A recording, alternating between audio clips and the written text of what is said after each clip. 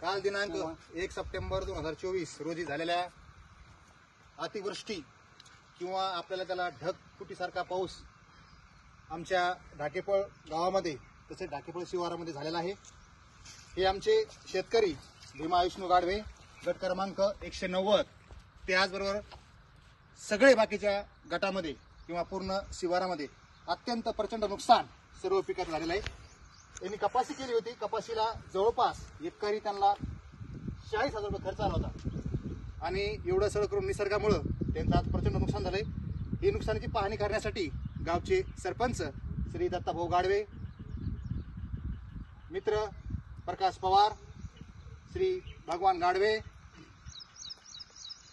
विनोदजी Pawar, Rajesh sir Gadve, Rahul sir Gadve, Siddheshwar Gadve, माऊली गाडवे तसंच मी स्वतः अमोल कुलकर्णी या ठिकाणी आलेलो आहोत।